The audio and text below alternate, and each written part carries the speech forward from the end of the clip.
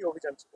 আজকে একটা source information ছিল যে চর বাবুপুরের এখান দিয়ে বাংলাদেশে কিছু মাদকদ্রব্য পারাপার হবে। সেই মতো আমাদের ওসি ভগবানগোলা বিশ্বজিৎ হালদার তার নেতৃত্বে একটা টিম এখানে আগে থেকেই তারা লুকিয়ে ছিল এবং সেই স্পেসিফিক খবর বা বেস করে এখানে রেড করা হয়। রেড করে হাতে নাতে একজনকে ধরা হয় এবং বাকি তার সাথে আরও 2-3 জন ইনভলভ ছিল, তারা পালিয়ে যায়। এবং যে লোকটিকে ধরা হয় তার নাম সন্তু শেখ, তার বাড়ি এখানে চরবাবুপুরে বাড়ি, এবং তার কাছ থেকে প্রায় 3.5 কিলো মতো হিরোইন এবং প্রায় 30,000 ইয়াবা ট্যাবলেট, যেটা নিষিদ্ধ ট্যাবলেট, সেটা পাওয়া গেছে। পুরো প্রসেসটায় ভিডিওগ্রাফি করা হয়েছে, সার্চ সিজার করা হয়েছে।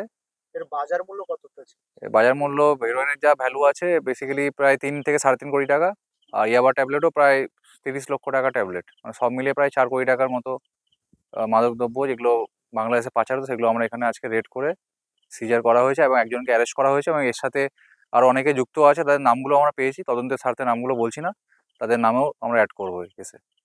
বাহক ছিল না সে ব্যবস্থা? এ ক্যারিয়ার ছিল, এখানে কিছু লোকাল ব্যবসায়ী তাদের মালটাও পার করছিল বাংলাদেশের উদ্দেশ্যে? বাংলাদেশের উদ্দেশ্যে।